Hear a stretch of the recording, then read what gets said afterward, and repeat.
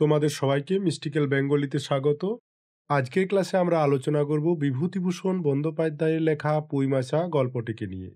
আজকের ক্লাসে যে বিষয়গুলি নিয়ে আলোচনা করব সেগুলো হচ্ছে বিভূতিভূষণ বন্দ্যোপাধ্যায়ের সংক্ষিপ্ত বর্ণনা, তারপর আমরা জানব গল্পটির সারমর্ম নিয়ে এবং দুটি চরিত্রকে নিয়ে জানব, খেন্তি এবং পুঁটি। এছাড়া জানব গল্পটির নামকরণের সার্থকতা নিয়ে এবং বিশ্লেষণ করব তৎকালীন সমাজ ব্যবস্থার কি চিত্র এই গল্পটিতে ধরা পড়েছে। তো চলো শুরু করা যাক আজকের ক্লাসটি। প্রথমে আমরা জানব বিভূতিভূষণ বন্দ্যোপাধ্যায়ের সংক্ষিপ্ত পরিচিতি সম্পর্কে। বিভূতিভূষণ বন্দ্যোপাধ্যায় ছিলেন আধুনিক বাংলা সাহিত্যের অন্যতম শ্রেষ্ঠ ঔপন্যাসিক ও গল্পকার, যিনি প্রধানত প্রকৃতিপ্রেম, মানবপ্রেম এবং গ্রামীণ জীবনের সরল চিত্রায়নের জন্য বিখ্যাত। এই মহান সাহিত্যিকের জন্ম হয়েছিল 1894 সালের 12 সেপ্টেম্বর দক্ষিণ 24 পরগনা জেলার মুরারিপুর গ্রামে। অনেকের মতে তার মামার বাড়িতে জন্মগ্রহণ হয়। বিভূতিভূষণ বন্দ্যোপাধ্যায় মারা গিয়েছিলেন 1950 সালের 1 নভেম্বর ঘাটশিলায়। ইনি বিংশ শতাব্দীর অন্যতম জনপ্রিয় সাহিত্যিক এবং রবীন্দ্রনাথ পরবর্তী বাংলা কথা সাহিত্যের প্রধানতম স্থপতিদের একজন। সাহিত্য জীবন, বৈশিষ্ট্য ও বিখ্যাত রচনা। বিভূতিভূষণ বন্দ্যোপাধ্যায়ের সাহিত্যে প্রকৃতির সঙ্গে মানুষের এক অবিচ্ছেদ্য সম্পর্কের চিত্র পাওয়া যায়। তার লেখার প্রধান বৈশিষ্ট্যগুলো হল প্রকৃতিপ্রেম, আরণ্যক জীবন, মানবপ্রেম ও সরলতা, দার্শনিকতা। মূলত এই 5টি বিষয় তার বিভিন্ন উপন্যাস এবং গল্পে ধরা পড়েছে। প্রকৃতির প্রেম কেমনভাবে ধরা পড়েছে তার সাহিত্যে? না, তিনি প্রকৃতির পুঙ্খানুপুঙ্খ বর্ণনা করেছেন। তার চরিত্ররা প্রায়শই প্রকৃতির ঘনিষ্ঠ সান্নিধ্যে শান্তি ও আশ্রয় খুঁজে নেয়। আরণ্যক জীবন। তার অনেক রচনায়, বিশেষত আরণ্যক উপন্যাসে, অরণ্য এবং অরণ্যবাসী মানুষের জীবন ও প্রকৃতিকে অসাধারণ দক্ষতার সঙ্গে ফুটিয়ে তুলেছেন। যদি সুযোগ হয় তোমরা আরণ্যক উপন্যাসটা একবার পড়ো, যে প্রকৃতি কিভাবে উপন্যাসে কথা বলে সেটা এই উপন্যাসটা পড়লেই বুঝতে পারবে। এছাড়াও তার মানবপ্রেম ও সরলতা এবং জীবন দর্শনও তার সাহিত্যে ধরা পড়ে। তার সৃষ্ট চরিত্ররা সাধারণত সরল, দরিদ্র ও সাধারণ গ্রামীণ মানুষ। তিনি তাদের আশা আকাঙ্ক্ষা, দুঃখ বেদনা এবং সামান্য জীবনযাত্রা নিয়ে সাহিত্য রচনা করেছেন। দার্শনিকতা। তার লেখায় জীবনের প্রতি এক গভীর কৌতূহল এবং অতীন্দ্রিয় জগৎ বা ঈশ্বর অনুসন্ধানের প্রবণতা প্রায়ই দেখতে পাওয়া যায়। তাহলে মূল 5টি বৈশিষ্ট্য তার গল্পে পাওয়া যায়, এই প্রধান 5টি বৈশিষ্ট্য। তিনি বিখ্যাত অনেকগুলি উপন্যাস রচনা করেছিলেন, তার মধ্যে পথের পাঁচালী, অপরাজিত, আরণ্যক এগুলো বিখ্যাত। এই পথের পাঁচালীটি 1929 সালে প্রকাশিত হয়। অপু ও দুর্গার শৈশবের সরলতা এবং দারিদ্র্যের করুণ চিত্র এই উপন্যাসের প্রধান বিষয়। অপরাজিত পথের পাঁচালীর পরবর্তী অংশ। আরণ্যক প্রকৃতির প্রতি তার ভালোবাসার এক অনবদ্য দলিল এটি। এছাড়াও তার বিখ্যাত কতকগুলি গল্প রয়েছে, তার মধ্যে কিছু গল্প এখানে লেখা হয়েছে। মেঘমল্লার, ময়ূরীফুল, অসাধারণ, নবাগত, মুখোশ, মুখশ্রী ইত্যাদি বিখ্যাত গল্পগুলো তারই রচনা।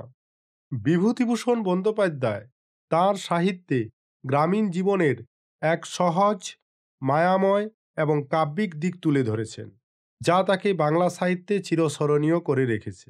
তিনি দেখিয়েছেন সাধারণ মানুষের জীবনেও কত গভীর দর্শন ও সৌন্দর্য লুকিয়ে থাকতে পারে। পুঁইমাচা গল্পটি প্রথম প্রকাশিত হয় 1931 সালের প্রখ্যাত প্রবাসী পত্রিকায়।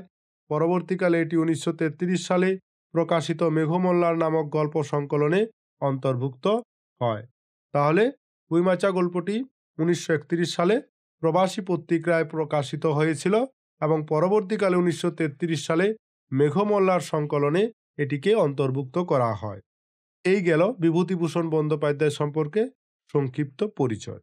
এরপরে যে বিষয়টি নিয়ে আমরা আলোচনা করব সেটি হচ্ছে পুঁইমাচা গল্পের সারমর্মকে নিয়ে। পুঁইমাচা গল্পের সারমর্ম অত্যন্ত গুরুত্বপূর্ণ একটি বিষয়। গল্পের মূল ভাবনাটা কি? বিভূতিভূষণ বন্দ্যোপাধ্যায়ের পুঁইমাচা গল্পটি খেন্তি নামক এক সরল, নিরীহ, খাদ্যরসিক এবং অত্যন্ত স্নেহপ্রবণ মেয়ের জীবনের ট্র্যাজেডি এবং তার প্রতি তার মায়ের গভীর চাপা ভালোবাসা প্রকাশ নিয়ে রচিত। এই গল্পে তৎকালীন গ্রামীণ সমাজের সংস্কার, দারিদ্র্য এবং মানবিক সম্পর্কের জটিলতা অত্যন্ত সহজ ও মর্মস্পর্শী ভাষায় ফুটে উঠেছে। গল্পটির প্রধান চরিত্র কারা? না, প্রধান চরিত্র চারজন: খেন্তি, সহায়হরি, অন্নপূর্ণা এবং কালিময় ঠাকুর। খেন্তি গল্পে কেমন চরিত্র? না, গল্পের প্রধান চরিত্র খেন্তি।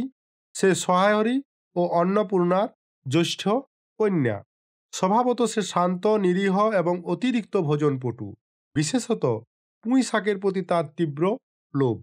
সে নিজের হাতে একটি পুঁই গাছের চারা রোপণ করে এবং সেটি তার ভালোবাসার প্রতীক। এরপরে আসে সহায়হরি চাটুর্যে, যিনি খেন্তির বাবা এবং অন্নপূর্ণার স্বামী।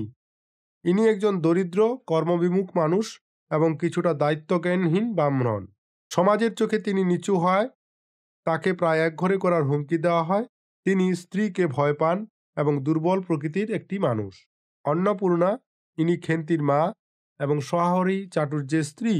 সংসারের দারিদ্র্য ও সামাজিক অবস্থানের কারণে সর্বদা ক্ষুব্ধ, রুক্ষ স্বভাবের এবং কটুভাষী।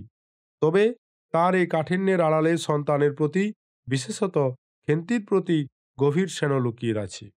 কালিময় ঠাকুর গ্রামের মাতব্বর, যিনি সমাজের নিয়মকানুনের ধারক ও বাহক এবং সহায়হরিকে একঘরে করার উদ্যোগ নেয়। তাহলে গল্পের প্রধান যে বিষয়গুলি, সেটি হচ্ছে দারিদ্র্য ও সামাজিক চাপের কারণে সহায়হরি প্রায় একঘরে হতে বসা। এটি হচ্ছে গল্পের অন্যতম বৈশিষ্ট্য। বিষয়টি কেমনভাবে ফুটে উঠেছে? না, দারিদ্র ও সামাজিক লাঞ্ছনা। দারিদ্র: সহায়হরি ব্রাহ্মণ হলেও কর্মবিমুখ। তিনি মাছ ধরে ও রস খেয়ে দিন কাটান। তাদের পরিবারে নুন আনতে পান্তা ফুরোনোর মতো অবস্থা। এই দারিদ্র্যের কারণে তার স্ত্রী অন্নপূর্ণা সর্বদা বিরক্তি ও হতাশায় ভোগেন। এরপরে যে বিষয়টি ফুটে উঠেছে সেটি হচ্ছে খেন্তির প্রাত্যসন্ধান ও সামাজিক অপমানের সূত্রে পরিবারের অস্থিরতা। সমাজের মাতব্বর কালিময় ঠাকুর সহায়হরিকে একঘরে করার হুমকি দেন। এর প্রধান কারণ তাদের ধাড়ি মেয়ে খেন্তির এখনো বিয়ে হয়নি এবং সহায়হরি নিচু পাড়ায় মেলামেশা করেন বলে। এরপর যেটি হচ্ছে সেটি হচ্ছে প্রাত্যের প্রত্যাখ্যান। কালিময় এক অসৎ চরিত্রের ছেলের সঙ্গে খেন্তির বিয়ে ঠিক করে দেন। প্রাত্যের চারিত্রিক ত্রুটি জানার পর সহায়হরি সেই সম্বন্ধ ভেঙে দেন, যা সমাজে আরও বিতর্কের জন্ম দেয়। এখন যে বিষয়টি সেটি হচ্ছে খেন্তির সরলতা এবং মায়ের স্নেহ।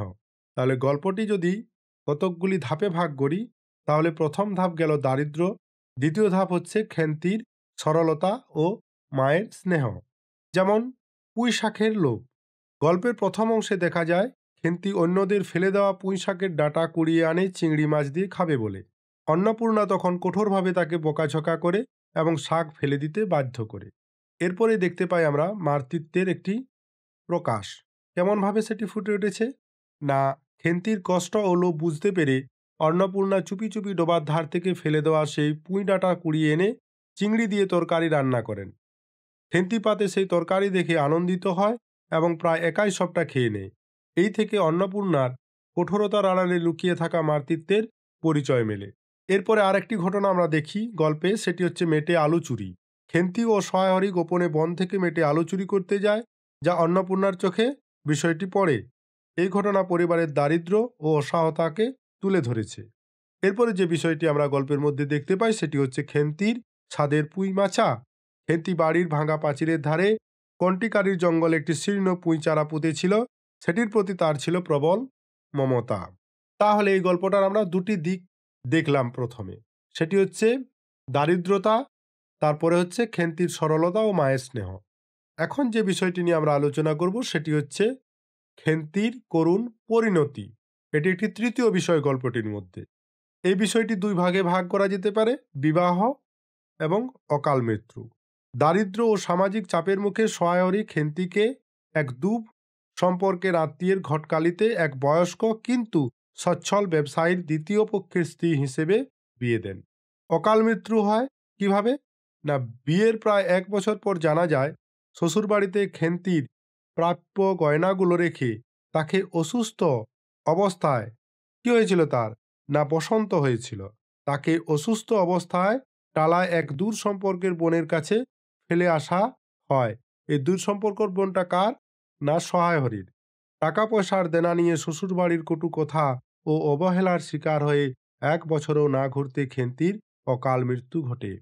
এই বিষয়টিকেও, এই যে পুইমাচা ও স্মৃতিচারণ, এই বিষয়টিকে ৩ টি ভাগে ভাগ করা যেতে পারে: স্মৃতিচিহ্ন, প্রতীকী অর্থ এবং পুইমাচা। স্মৃতিচিহ্ন কিভাবে প্রকাশিত হয়েছে? না খেন্তির মৃত্যুর পর তার বাবা-মা এবং ছোট বোনেরা যখন পৌষ সংক্রান্তির পিঠে তৈরি করছে, তখন তাদের মনে পড়ে খেন্তির কথা। প্রতীকী অর্থ কিভাবে ধরা পড়েছে? না গল্পের শেষে সকলের দৃষ্টি উঠানের কোণে খেন্তির নিজের হাতে পোতা পুঁই গাছটির দিকে আটকে যায়। তখন বর্ষার জল আর শীতের শিশিরে গাছটি লতানো ডগায় মাচা ছাপিয়ে উঠেছে এবং সতেজ ও লাবণ্যময় হিসেবে প্রকাশিত হচ্ছে। তৃতীয় বিষয়টি কি? না পুইমাচা। এখানে খেন্তির অমর স্মৃতি ও জীবন স্পৃহা এবং অবক্ত ভালোবাসার প্রতীক হিসাবে পুইমাচা বিরাজমান। এটি একদিকে যেমন খেন্তির অতৃপ্ত লোভ ও সরলতাকে মনে করায়, তেমনি অন্যদিকে তার বাবা মায়ের হৃদয়ের তার জন্য চিরন্তন কষ্টের চিহ্ন থেকে যায়। গল্পের শৈল্পিক দিক কি? না প্রতীকী তাৎপর্য। পুইমাচা একটি গাছ নয়, এটি খেন্তির সরলতা, তার সামান্য চাওয়া পাওয়া এবং তার জীবনের অপূর্ণতার প্রতীক। মাচা ছাপিয়ে ওঠা পুঁই গাছ যেন খেন্তির অকাল প্রয়াত জীবনের সতেজতা এবং আকাঙ্ক্ষার প্রতীক হয়ে ওঠে। ভাষা এবং পরিবেশ। বিভূতিভূষণের চিরচারিত সরল গ্রামীণ ভাষা গল্পের পরিবেশকে জীবন্ত করে তুলেছে। তিনি শীতের সকাল, চাপা ফুলের গন্ধ এবং গ্রামের বন জঙ্গলকে নৈসর্গিক প্রেমের ছোঁয়ায় ফুটিয়ে তুলেছেন, যা মানবিক ট্র্যাজেডিকে আরও গভীর করেছে। চরিত্রের জটিলতা যেমন সেটি, না অন্নপূর্ণার মতো আপাত দৃষ্টিতে রুক্ষ চরিত্রের মধ্যে স্নেহ ও ভালোবাসার লুকানো দিকটি ফুটিয়ে তুলে বিভূতিভূষণ মানব চরিত্রের গভীরতাকে প্রকাশ করেছেন গল্পের মাধ্যমে। তাই এই পয়েন্টগুলি লিখলেও হবে যে সরল, গ্রামীণ, হৃদয়গাহী ভাষা, প্রকৃতি ও মানুষের সম্পর্কের সূক্ষ্ম চিত্রণ, চরিত্রের গভীরতা, অন্নপূর্ণার কঠোরতার আড়ালে মাতৃত্বের উষ্ণতা, ট্র্যাজেডির সঙ্গে প্রকৃতির সৌন্দর্যের সুষম মেলবন্ধন, এই বিষয়গুলো গল্পটির শৈল্পিক দিক হিসাবে ফুটে উঠেছে। এই বিষয়গুলো আমি ডিটেলসে ব্যাখ্যা করলাম। সিবিএসসির ক্লাস রয়েছে, তার যে 11 ক্লাস আছে, সিবিএসসির যে 11 ক্লাস রয়েছে, সেখানে কেন এই গল্পটিকে আনা হয়েছে। পুইমাচা গল্পটি পাঠ্যক্রমে রাখার মূল কারণগুলি হচ্ছে: গল্পটি দরিদ্র পরিবারের বাবা মা ও সন্তানের মধ্যকার জটিল কিন্তু গভীর ভালোবাসার সম্পর্ককে তুলে ধরে। গল্পটির মধ্যে সামাজিক দায়বদ্ধতা ও সংস্কার দেখতে পাওয়া যায়। তৎকালীন গ্রামীণ সমাজের সংস্কার, বিশেষ করে অল্প বয়সে মেয়ের বিয়ে না হলে সমাজে চাপ সৃষ্টি হওয়া এবং দারিদ্র্যের কারণে একঘরে হওয়ার ভয়, এই সামাজিক দিকগুলি গল্পে গুরুত্ব পেয়েছে। প্রকৃতির সঙ্গে মানুষের বন্ধন, খেন্তির পুঁই গাছ রোপণ এবং সেটির বেড়ে ওঠার মধ্য দিয়ে প্রকৃতির সাথে মানুষের আত্মিক সংযোগের বিষয়টিকেও গল্পের মধ্যে সুচাতুরভাবে তুলে ধরেছেন সাহিত্যিক বিভূতিভূষণ বন্দ্যোপাধ্যায়। তাহলে এই গেল সিবিএসসি ক্লাস 11-এর সিলেবাসে গল্পটি কেন গ্রহণ করা হয়েছে সে বিষয়ে আলোচনা। তাহলে এই গেল গল্পটির প্রতীকী শৈলী, প্রাসঙ্গিকতা এবং সামগ্রিক সারমর্ম। এখন আজকের ক্লাসে যে বিষয়টি নিয়ে আলোচনা করব সেটি হচ্ছে গল্পের নামকরণের সার্থকতা, অর্থাৎ পুইমাচা গল্পের নামকরণের সার্থকতা। খুবই একটি গুরুত্বপূর্ণ বিষয়। বিভূতিভূষণ বন্দ্যোপাধ্যায়ের পুইমাচা গল্পটির নামকরণ অত্যন্ত প্রতীক ও তাৎপর্যপূর্ণ এবং সর্বতোভাবে সার্থক। নামকরণের সার্থকতা আলোচনার জন্য প্রধানত 3টি দিক তুলে ধরা যেতে পারে। একটা হচ্ছে খেন্তির জীবন স্পৃহা ও অপূর্ণ স্বপ্নের প্রতীক। এরপরে দ্বিতীয়টা হচ্ছে স্মৃতি ও দুঃখরোধক ধারক। তৃতীয়টা হচ্ছে প্রতীকী তাৎপর্য। তো এই 3টি বিষয় নিয়ে আমরা বিস্তারিত আলোচনা এখন করব। প্রথম পয়েন্ট কি? না খেন্তির জীবন স্পৃহা ও অপূর্ণ স্বপ্নের প্রতীক। পুইমাচা আসলে গল্পের প্রধান চরিত্র খেন্তির অবক্ত ইচ্ছা ও জীবন স্পৃহার প্রতীক। খেন্তি ছিল অত্যন্ত ভোজনপটু, বিশেষত পুঁই শাকের প্রতি তার ছিল প্রবল লোভ। এই সামান্য চাওয়াটিই ছিল তার জীবনের এক সরল আনন্দ। মায়ের বকুনি উপেক্ষা করেও সে পাকা পুঁইডাঁটা কুড়িয়ে আনে, যা তার এই লোভকে প্রকাশ করে। সৃজনের আনন্দ বিষয়টা কেমন? খেন্তি যখন বাড়ির ভাঙা পাঁচিলের ধারে একটি শীর্ণ পুঁই চারা রোপণ করে, তখন এই চারাটি তার সমস্ত স্বপ্ন ও যত্নের কেন্দ্রে পরিণত হয়। এটি তার জীবনের সৃজনশীলতার একটি ছোট্ট প্রয়াস, অপূর্ণ আকাঙ্ক্ষা। তার জীবন সংক্ষিপ্ত এবং অপূর্ণ ছিল। শ্বশুরবাড়ির অবহেলায় তার অকাল মৃত্যু ঘটে। এই মাচাটিই ছিল তার অতিপ্ত আকাঙ্ক্ষার একমাত্র বাস্তব রূপ। এর পরের পয়েন্টটা হচ্ছে স্মৃতি ও দুঃখ রোধের ধারক। পুঁইমাচা খেন্তির মৃত্যুর পর তার পরিবারের কাছে বেদনাদায়ক স্মৃতিচিহ্ন হিসেবে রয়ে যায়। কেমন? না, জীবন স্মৃতি। গল্পের একেবারে শেষে পৌষ পার্বণের রাতে যখন অন্নপূর্ণা পুঁটি ও রাধি পিঠে তৈরি করতে বসে খেন্তির কথা স্মরণ করে, তখন তাদের দৃষ্টি আপনা আপনি গিয়ে পড়ে সেই পুঁই মাচার দিকে। বর্ষার জল ও শীতের শিশিরে গাছটি লতানো ডগায় সতেজ ও নধর হয়ে মাচা ছাপিয়ে উঠেছে। এর পরের যে পয়েন্টটি পাই, সেটি হচ্ছে মৃত্যুকে অতিক্রম করা। বিষয়টি কেমন? না, খেন্তি নিজে মরে গেলেও তার হাতে পোতা পুঁই গাছটি সতেজভাবে বৃদ্ধি পাচ্ছে। এই পুঁই মাচা যেন খেন্তির অমরতা এবং তার জীবনের লাবণ্যকে চিরকাল ধরে রেখেছে, যা তার পরিবারের হৃদয়ে গভীর কষ্ট এবং অনুশোচনার জন্ম দেয়। সব শেষ পয়েন্টের চেয়ে প্রতীকী তাৎপর্য। পুঁইমাচা গল্প শুধুই একটি গাছের নাম নয়, এটি বৃহত্তর অর্থে প্রতীকী হিসেবে ব্যবহৃত হয়েছে। খেন্তির চরিত্র, গাছটি যেমন সরল ও সাধারণ, খেন্তিও তেমনি সরল, নিরীহ, সাধারণ একটি মেয়ে ছিল। গাছটি যেমন প্রাণশক্তিতে ভরপুর ছিল, খেন্তির মধ্যেও ছিল তীব্র জীবন স্পৃহা। দারিদ্র্যের পটভূমি, পুঁইশাক একটি সস্তা সাধারণ সবজি বা দরিদ্র পরিবারের নিত্যদিনের খাদ্য। এই পুঁইশাককে কেন্দ্র করে এই গল্পটি আবর্তিত হয়েছে, যা সহায় হরির পরিবারের দারিদ্র্যপূর্ণ জীবনযাত্রাকে ইঙ্গিত করে। তাই সবশেষে বলা যায়, গল্পে খেন্তির মতো একটি সরল প্রাণীর জন্ম, কষ্ট, সামান্য চাওয়া পাওয়া এবং মর্মান্তিক মৃত্যুর পটভূমিতে এই পুঁইমাচা নামক সাধারণ বস্তুটি এই গভীর প্রতীকী অর্থ বহন করে। খেন্তির অপূর্ণ জীবন এবং তার পরিবারের চিরন্তন দুঃখবোধ, এই সব কিছুর প্রতিচ্ছবি হিসেবে পুঁইমাচা শেষ দৃশ্যে এসে গল্পের মূল ভাবটিকে মূর্ত করে তোলে। তাই পুঁইমাচা নামকরণটি বিষয়বস্তু ও ভাবানুভূতির দিক থেকে অত্যন্ত উপযুক্ত এবং সার্থক হয়েছে। তাহলে এই গেল গল্পটির নামকরণের সার্থকতা। আশা করি বিষয়টি তোমাদের পরিষ্কার হয়েছে। যদি না ক্লিয়ার হয়ে থাকে বিষয়বস্তু, তাহলে বারবার শোনো, নিশ্চয়ই বুঝতে পারবে। এরপরে আমরা যেটি আলোচনা করব সেটি হচ্ছে খেন্তি চরিত্রের বিশ্লেষণ। এখন আমরা আলোচনা করব খেন্তি চরিত্রের বিশ্লেষণ। পুঁইমাচা গল্পের প্রাণ কেন্দ্র হল খেন্তি চরিত্রটি। বিভূতিভূষণ বন্দ্যোপাধ্যায় এই চরিত্রটিকে অত্যন্ত মমতা ও সরলতার সঙ্গে এঁকেছেন, যা পাঠকের মনে গভীর রেখাপাত করে। খেন্তি একই সঙ্গে দারিদ্র্যের শিকার, সামাজিক লাঞ্ছনার লক্ষ্য এবং এক অকাল প্রয়াত স্নেহপ্রবণ মেয়ের প্রতীক। খেন্তি চরিত্রের মূল বৈশিষ্ট্যগুলো আলোচনা করা হলো। তার প্রথম বৈশিষ্ট্য সেটি হচ্ছে সরল, নিরীহ ও স্নেহপ্রবণ চরিত্র। খেন্তির চরিত্রে সরলতা, নিরীহতা এবং শান্ত স্বভাব দেখতে পাওয়া যায়। খেন্তি স্বভাবতই অত্যন্ত নিরীহ, শান্ত এবং বিনীত। কেমন সেটা? যেমন সহনশীলতা কেমনভাবে প্রকাশিত হয়েছে খেন্তির চরিত্রে? মা অন্নপূর্ণার রুক্ষ ভাষা এবং বকুনি সে মুখ বুজে সহ্য করে। যখন মা তাকে পুঁই শাক ফেলে দিতে বলেন, সে ভয় মিশ্রিত দৃষ্টিতে তাকিয়ে নীরবে হাতের বাঁধন আলগা করে দেয়। এরপরে যে পয়েন্টটি খেন্তির চরিত্রের মধ্যে অ্যাপ্রোপ্রিয়েট হবে সেটি হচ্ছে কর্তৃত্বের প্রতি বশ্যতা। বাবার সঙ্গে মেটে আলু চুরি করতে গেলেও সে মাকে ভয় পায়।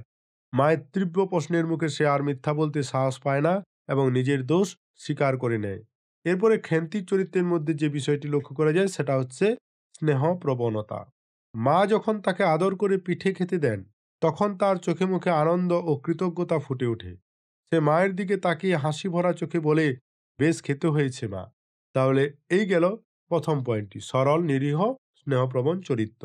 এরপরে যে বিষয়টি খেন্তির চরিত্রের মধ্যে দেখতে পাওয়া যায় সেটি হচ্ছে তীব্র জীবনস্প্রিয়া ও ভোজন রসিকতা। খেন্তির চরিত্রের সবচেয়ে উল্লেখযোগ্য দিক হল তার অতিরিক্ত মাত্রায় ভোজন পটুতা এবং জীবনে সামান্য আনন্দটুকু ধরে রাখার প্রবল ইচ্ছা। এতেও তিনটি বিষয় লেখা যেতে পারে তার চরিত্রের মধ্যে, সেটি হচ্ছে লোভ ও আকর্ষণ, অত্যন্ত তৃপ্তির সঙ্গে আহার, মনের প্রতি অন্যের প্রতি মমতা। প্রথম পয়েন্টটি কেমনভাবে লিখবে? লোভ ও আকর্ষণ। না, তাঁর পুঁইশাকের প্রতি তীব্র লোভ ছিল, যা গল্পের প্রধান উপাদান। কেবল ২-৩টি পাকা পুঁই পাতা বা চিংড়ি মাছ দিয়ে পুঁইশাক খাওয়ার জন্য সে মায়ের বকুনি উপেক্ষা করে জঙ্গল থেকে ডাঁটা কুড়িয়ে আনে। এরপরের পয়েন্টটা কি বলেছিলাম? অত্যন্ত তৃপ্তির সঙ্গে আহার। সে মুখ বুজে শান্তভাবে খায় এবং একবারে ১৮-১৯ খানা পিঠেও খেতে তার দ্বিধা হয় না। এই ভোজন রসিকতা কেবল লোভ নয়, বরং দরিদ্র পরিবারের পুষ্টিকর খাবারের অভাবজনিত এক স্বাভাবিক আকাঙ্ক্ষা। এই সামান্য আনন্দটুকুই তার জীবনের একমাত্র সুখ। অন্যের প্রতি মমতা। আরেকটা পয়েন্ট বলেছিলাম, সেটা কিভাবে বলা যেতে পারে? বিয়ে হয়ে যাওয়ার পরও সে আমসত্ত্ব দেখলে হাত পেতে আবদার করার কথা মনে করত। এটি একটি গুরুত্বপূর্ণ বিষয়। এরপরে যে বিষয়টি আছে তার চরিত্রের মধ্যে, সেটি হচ্ছে পরিশ্রমী এবং সৃজনশীলতা, যেটিকে বলা হয়েছে কর্মঠ ও সৃজনশীল। দারিদ্র্যের কারণে খেন্তি ছোটবেলা থেকে কর্মঠ ছিল। এই বিষয়টিকেও দুটি পয়েন্টে ভাগ করা যেতে পারে। একটি হচ্ছে ঘরের কাজে সহযোগিতা এবং সৃজনশীলতা। ঘরের কাজে সহযোগিতার বিষয়টি কেমনভাবে বলা যেতে পারে? না, সে গোবর কুড়িয়ে আনে, নারিকেল কোড়ায় এবং অন্যান্য ছোটখাটো কাজগুলি সে করে। সৃজনশীলতা কেমনভাবে তার ধরা পড়েছে? না, তার জীবনের সবচেয়ে বড় সৃষ্টি হলো ভাঙা পাঁচিলের ধারে সামান্য খোলা জমিতে নিজের হাতে পোতা পুঁই গাছটি। এই পুঁই মাচা তার মনের ভেতরের জীবন, ভালোবাসা এবং স্বপ্নের প্রতীক। এরপরে আমরা খেন্তির চরিত্রে যে দুটি বিষয় পাই, সেটি হচ্ছে ট্র্যাজেডির শিকার। এটিতেও তিনটি বিষয় বলা যেতে পারে: সামাজিক চাপ, অনিচ্ছুক বিবাহ, অবহেলা ও অকাল মৃত্যু। বিষয়টা কেমন? না, খেন্তি চরিত্রটি তৎকালীন গ্রামীণ সমাজের দারিদ্র্য, সামাজিক চাপ এবং নারী জীবনের ট্র্যাজেডিকে ফুটিয়ে তোলে। সামাজিক চাপ কিভাবে দেখা যায় তার চরিত্রে? না, ধাড়ি মেয়ে হওয়ার কারণে তার বাবাকে সমাজে একঘরে করার হুমকি দেওয়া হয়। অনিচ্ছুক বিবাহ, শুধুমাত্র সচ্ছলতার জন্য বয়সের পার্থক্য থাকা সত্ত্বেও তাকে দ্বিতীয় পক্ষের স্ত্রী হিসেবে বিয়ে দেওয়া হয়। অবহেলা ও অকাল মৃত্যু, শ্বশুরবাড়িতে তার সরলতা, বিশেষত তার স্বাভাবিক ক্ষুধা ও ভোজন রসিকতা ছোট লোকের মেয়ের মতন খাওয়া বলে নিন্দিত হয়। অবশেষে গয়না খুলে নিয়ে তাকে অসুস্থ অবস্থায় ফেলে আসা হয়, যা তার অকাল মৃত্যুর কারণ হয়। তাই উপসংহারে বলা যেতে পারে, খেন্তি চরিত্রটি বিভূতিভূষণ বন্দ্যোপাধ্যায়ের হাতে সরলতা, জীবনপ্রেম এবং অভুক্ত দুঃখের এক অপূর্ব মিশ্রণ। তার সামান্য চাওয়া পাওয়া, পুঁই শাকের প্রতি তীব্র আকর্ষণ এবং পুঁই মাচা তৈরি করার মধ্যে তার স্বাভাবিক জীবনস্পৃহা প্রতিফলিত হয়। কিন্তু সামাজিক ও অর্থনৈতিক কারণে তার এই সরল জীবন অকালে শেষ হয়ে যায়। গল্পের শেষে মাচা জুড়ে বেড়ে ওঠা সতেজ পুঁই গাছটি খেন্তির এই অকাল প্রয়াত জীবনের অমর প্রতীক হয়ে ওঠে, পাঠকের মনে গভীর করুণার সঞ্চার করে। এরপরে যে বিষয়টি আমরা আলোচনা করব, সেটা হচ্ছে খেন্তির ছোট বোন পুটি চরিত্রটিকে নিয়ে। কেন পুটি চরিত্রটিকে নিয়ে আমি আলোচনা করব, সেটি চরিত্রটিকে বিশ্লেষণ করলেই তোমরা বুঝতে পারবে। বিভূতিভূষণ বন্দ্যোপাধ্যায়ের পুঁইমাচা গল্পে পুটি চরিত্রটি একটি পার্শ্ব চরিত্র হলেও এটি পরিবারের সরলতা, খেন্তির প্রতি স্নেহ এবং গল্পের মানবিক পরিবেশ ফুটিয়ে তোলার জন্য গুরুত্বপূর্ণ। সে সহায়রী ও অন্নপূর্ণার মেজ মেয়ে। পুঁটির চরিত্রের ভিতরে যে বিষয়গুলি দেখতে পাই, সেগুলো হচ্ছে শিশুসুলভ সরলতা ও নিষ্পাণ মন। পুঁটি গল্পের অন্যান্য ছোট মেয়েদের মতোই সরল ও নিষ্পাপ। সে ছোট ছোট বিষয়ে আনন্দ পায় এবং কৌতূহল প্রকাশ করে। যেমন পৌষ সংক্রান্তির পিঠে খাওয়ার সময় সে খুঁচিয়ে প্রশ্ন করে যে ক্ষীর ছাড়া পাটিসাপটা হয় কিনা। সে মাকে ভয় পায়, কিন্তু দিদির প্রতি তার কোনো বিদ্বেষ নেই। সে বড় বোনের মতোই মার কাছ থেকে পিঠের গোলা চেয়ে নেয়। পুটি তার বড় দিদি খেন্তিকে অত্যন্ত ভালোবাসত। তার এই ভালোবাসা প্রকাশের ধরনটি ছিল খুবই স্বাভাবিক ও আন্তরিক।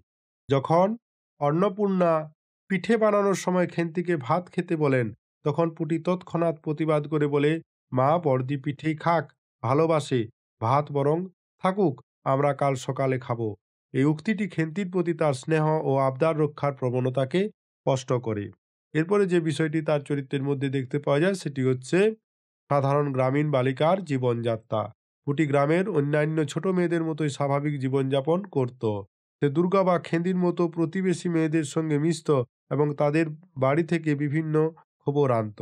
যেমন জেঠাইমারা অনেকখানি দুধ নিয়েছে, রাঙা দিদি ক্ষীর তৈরি করছিল ইত্যাদি। সে মায়ের প্রতিটি নির্দেশ মেনে চলত। পিঠে তৈরি শেষে সেই প্রথম পিঠেখানা কানাচে সাঁড়া ষষ্ঠীর কাছে ফেলে দিয়ে আসে। এরপরে পুটি চরিত্রের মধ্যে যে বিষয়টি দেখতে পাওয়া যায় সেটি হচ্ছে খেন্তির স্মৃতিচারণে এই চরিত্রটির ভূমিকা। গল্পের শেষ দৃশ্যে পুটি চরিত্রটি খেন্তির অনুপস্থিতির বেদনা ফুটিয়ে তুলতে সাহায্য করেছে। পিঠে খাওয়া শেষ হওয়ার পর যখন শান্ত নীরবতা নেমে আসে তখন পুটিই ছিল প্রথম যে হঠাৎ দিদির কথা মনে করে বলে ওঠে দিদি বড় ভালোবাসত। এই একটি সরল বাক্যের মাধ্যমে গল্পের করুণ রস আরও ঘনীভূত হয় এবং পরিবারের সকলের হৃদয়ে শোক প্রতিফলিত হয়। তাই উপসংহার এই চরিত্র সম্পর্কে বলতে হয়, পুটি একটি ছোট চরিত্র হলেও সে খেন্তির ভোজন রসিকতার সাক্ষী। তার প্রতি স্নেহশীল এবং গল্পের শেষে দিদির স্মৃতি মনে করে পরিবারের করুণ আবহকে আরো গাঢ় করে তোলে। তার চরিত্রটি দারিদ্র্যপীড়িত সহায় হরি পরিবারের সারল্য, ভালোবাসা এবং ট্র্যাজেডির পটভূমি হিসেবে কাজ করেছে। আশা করি পুটি চরিত্রটি বুঝতে পারবে এবং লিখতেও পারবে এই বিশ্লেষণ শোনার পরে। এখন যে বিষয়টি খুব ক্রিটিক্যালি অনেক সময় কোশ্চেন করা হয় পরীক্ষাতে, সেটি হচ্ছে তৎকালীন সমাজ ব্যবস্থার নিদারুণ চিত্র কিভাবে পুইমাচা গল্পে ফুটে উঠেছে। এখন এই বিষয়টিকে নিয়ে আমরা আলোচনা করব। তৎকালীন সমাজ ব্যবস্থার নিদারুণ চিত্র। বিভূতিভূষণ বন্দ্যোপাধ্যায়ের পুইমাচা গল্পটি কেবল একটি মেয়ের করুণ জীবন কাহিনী নয়, এটি তৎকালীন গ্রামীণ হিন্দু সমাজের অর্থনৈতিক বৈষম্য, সামাজিক গোঁড়ামি ও মানবিক সম্পর্কের অবক্ষয়ের একটি নিদারুণ চিত্র তুলে ধরে।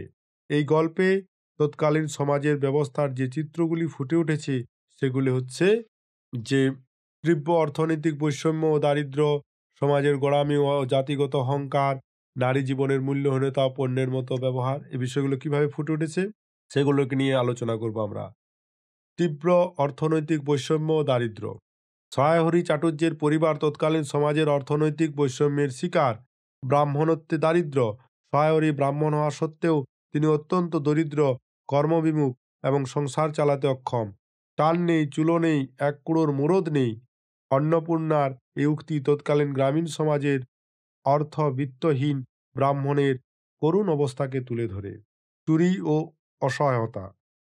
দারিদ্র্যের চাপে সহায়হরি ও তার মেয়ে খেন্তিকে শেষ পর্যন্ত মেটে আলু চুরি করতে যেতে হয়, যা তাদের চরম অর্থনৈতিক অসহায়তাকে প্রকাশ করে। ক্ষুধার্ত জীবন। খেন্তির ভোজন রসিকতা বা পুঁইশাকের প্রতি তীব্র লোভ আসলে তাদের পরিবারের খাদ্যের অভাবকেই ইঙ্গিত করে। এরপরে দ্বিতীয় পয়েন্টটা হচ্ছে সমাজের গোঁড়ামি ও জাতিগত অহংকার। গ্রামের মাতব্বর কালীময় ঠাকুর ও অন্যান্য সম্পন্ন ব্যক্তিরা এই সমাজের গোঁড়ামির প্রতীক। যেমন এক ঘরে করার হুমকি, সহায়হরি দরিদ্র হওয়ায় এবং বাগদি দুলে পাড়ায় মেলামেশা করায় সমাজের চোখে তিনি নিচু। কালীময় ঠাকুর তাকে এক ঘরে করার হুমকি দেন, যা গ্রামীণ সমাজের কঠোর সামাজিক শাসন ও গোঁড়ামিকে স্পষ্ট করে। মেয়ের বিয়ে নিয়ে চাপ, এই গল্পে তাও দেখতে পাই। অল্প বয়সে মেয়ের বিয়ে না দেওয়ায় তৎকালীন সমাজ একটি বড় অপরাধ হিসাবে গণ্য হতো। খেন্তি ধাড়ি হয়ে ওঠায় সমাজ সহায়হরিকে দ্রুত বিয়ে দেওয়ার জন্য চাপ সৃষ্টি করে। কন্যা দায়গ্রস্ততা, এই গল্পে এটা নিদারুণভাবে ফুটে উঠেছে। দরিদ্র পিতার কাছে মেয়ের বিয়ে ছিল এক বিরাট বোঝা, যা আজও সমাজে বোঝায়। রাজপুত্তুর না পেলে বিয়ে হয় না, এই মনোভাব এবং কালীময়ের জোর করে পাত্র ঠিক করে দেওয়ার প্রচেষ্টা তৎকালীন সমাজে কন্যা দায়গ্রস্ত পিতার অসহায় অবস্থাকে প্রকাশ করেছে। অনেক ক্ষেত্রে আজও অনেক মেয়ের বাবা এইরকম মনোভাব পোষণ করে যে রাজপুত্রর মতো ছেলে না হলে বা সম্পত্তি না থাকলে মেয়ে হয়তো অসহায় থাকবে। আর এই ভাবনা থেকেই খেন্তির মতো অনেক মেয়ের জীবনে করুণ পরিণতি নেমে আসছে বা ভবিষ্যতেও আসবে। তাই এই গল্পটি ইঙ্গিত করে আধুনিক সমাজ ব্যবস্থাকেও। এরপরে যে পয়েন্টটি আছে সেটি হচ্ছে নারী জীবনের মূল্যহীনতা ও পণ্যের মতো ব্যবহার। খেন্তির জীবনের ট্র্যাজেডিতে তৎকালীন সমাজে নারীর প্রতি মনোভাব স্পষ্টভাবে ফুটে ওঠে। চরিত্রহীন পাত্র, কেমন সেটা? না, কালিময় ঠাকুর স্রেফ নিজের দেনা শোধের জন্য অসৎ চরিত্রের পাত্রের সঙ্গে খেন্তির বিয়ে ঠিক করে দেন, যেখানে মেয়ের ভবিষ্যৎ বা সুখের কোনো গুরুত্ব ছিল না। অনিচ্ছুক বিবাহ, শুধুমাত্র সচ্ছলতার জন্য বয়সে অনেক বড় পাত্রের সঙ্গে খেন্তিকে বিয়ে দেওয়া হয়। শ্বশুরবাড়ির অবহেলা, শ্বশুরবাড়িতে খেন্তির স্বাভাবিক ক্ষুধা ও সরলতা, ছোটলোকের মেয়ের মতো চলে বা হাত হাতে ঘরের মতো খায় বলে নিন্দিত হয়। তার মানবিক মূল্য সেখানে ছিল না, তাকে কেবল ভোগ্যপণ্য হিসেবে দেখা হয়েছিল। কাকে? খেন্তিকে। কোথায়? না, তার শ্বশুর বাড়িতে। আরো যে বিষয়টি ধরা পড়েছিল সেটি হচ্ছে গহনা ও দেনা। বসন্ত রোগে আক্রান্ত হওয়ার পর তার গায়ের গয়না খুলে নিয়ে ডালায় ফেলে আসা হয় এবং তার অসুস্থ অবস্থায় দেখতে যাওয়ার সময়ও পাওনা টাকা নিয়ে চরম দুর্ব্যবহার করা হয়। এই ঘটনাগুলি সমাজে নারীর জীবনের চেয়ে সম্পদ ও অর্থের মূল্য বেশি ছিল বলে প্রমাণ করে। মানবিক সম্পর্কের অবক্ষয়, নির্দয়তা, শ্বশুরবাড়ির মানুষজনের চরম নির্দয়তা এবং মানবিক শূন্যতা আচরণ তৎকালীন সমাজের সংবেদনশীলতাকে। নির্দয়তা কিভাবে ফুটে উঠেছে এটা? শ্বশুরবাড়ির মানুষজনের চরম নির্দয়তা, অসুস্থ অবস্থায় ফেলে আসা বা অসুস্থ অবস্থায় সহায়রি দেখতে গেলে তাকে সেই সময় পণের কথা বলা এবং মানবিকতা শূন্য আচরণ তৎকালীন সমাজের সংবেদনশীলতার অভাবকে প্রকাশ করে। চাপা স্নেহ, অন্নপূর্ণার মতো মায়ের কঠোর ব্যবহারের আড়ালে স্নেহ লুকিয়ে থাকাটাও দারিদ্র্য এবং সামাজিক চাপের ফল। এই চাপেই তাকে সর্বদা রুক্ষ করে রাখত। উপসংহার: কুইমাচা গল্পটি এইভাবেই দারিদ্র্যের কারণে একটি ব্রাহ্মণ পরিবারের সামাজিক লাঞ্ছনা, গোঁড়া সমাজের কঠোর শাসন এবং কন্যাদায়গ্রস্ত পিতাকে কেন্দ্র করে একটি মেয়ের জীবনে নেমে আসা অকাল ট্র্যাজেডির নিদারুণ চিত্র ফুটিয়ে তুলেছে। খেন্তির অকাল মৃত্যু তৎকালীন অর্থনির্ভর অমানবিক ও গোঁড়া সমাজ ব্যবস্থারই চরম পরিণতি। হয়ে যাচ্ছে। তাই তৎকালীন সমাজ ব্যবস্থার নিদারুণ চিত্র কিভাবে ফুটে উঠেছে, এই উপসংহার লিখতে গিয়ে বা বলতে গিয়ে বলতে হবে যে পুঁইমাচা গল্পটি একেবারে দারিদ্র্যের কারণে একটি ব্রাহ্মণ পরিবারের সামাজিক লাঞ্ছনা, গোঁড়া সমাজের কঠোর শাসন এবং কন্যাদায়গ্রস্ত পিতাকে কেন্দ্র করে একটি মেয়ের জীবনে নেমে আসা অকাল ট্র্যাজেডির নিদারুণ চিত্র ফুটিয়ে তুলেছে। খেন্তির অকাল মৃত্যু তৎকালীন অর্থনির্ভর অমানবিক ও গোঁড়া সমাজ ব্যবস্থারই চরম পরিণতি। এখন আমরা সবশেষে গল্পের উপসংহার নিয়ে আলোচনা করব। বিভূতিভূষণ বন্দ্যোপাধ্যায়ের পুঁইমাচা গল্পটি নিছক একটি গ্রামীণ আখ্যান নয়, এটি দারিদ্র্য, সামাজিক অবহেলা এবং অকাল মৃত্যুর এক করুণ ট্র্যাজেডি। গল্পের উপসংহার সেই ট্র্যাজেডির গভীরতা এবং খেন্তি নামক এক সরল প্রাণের অবক্ত জীবনস্পৃহার চিরন্তন রূপ তুলে ধরে। যেমন অপূর্ণ জীবনের করুণ সমাপ্তি। গল্পের মূল উপসংহার খেন্তির অকাল মৃত্যুতে নিহিত। সামাজিক চাপ ও আর্থিক অবস্থার কারণে বয়সে অনেক বড় এক ধনী কিন্তু অমানবিক প্রাত্যের সাথে তার বিয়ে হয়। শ্বশুর বাড়িতে তার স্বাভাবিক ক্ষুধা ও সরলতা নিন্দিত হয় এবং সে পায় চরম অবহেলা। বসন্ত রোগে আক্রান্ত হলে গয়না কেড়ে নিয়ে তাকে ফেলে আসা হয়, যা তার মর্মান্তিক মৃত্যুর অন্যতম কারণ।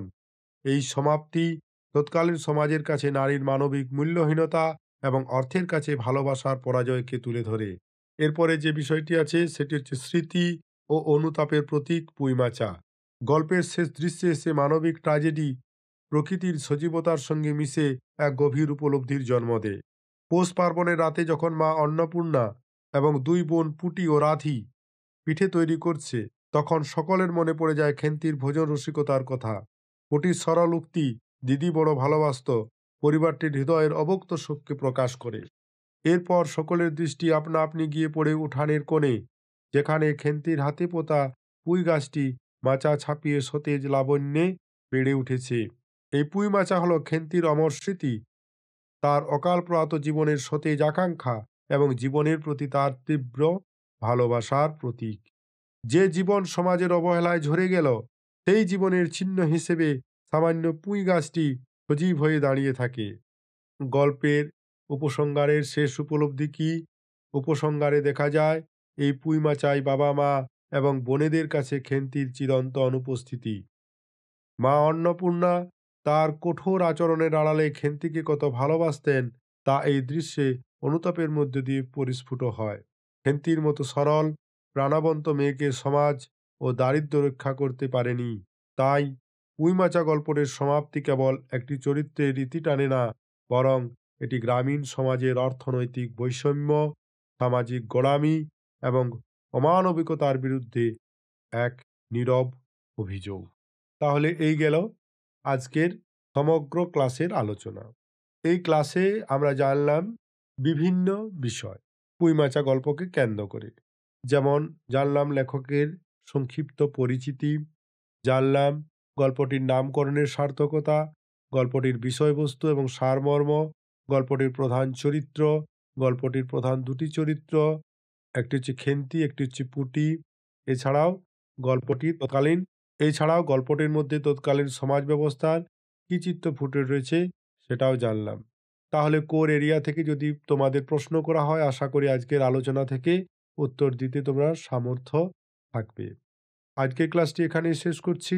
ভালো থাকবে, সুস্থ থাকবে এবং পড়াশোনায় থাকবে।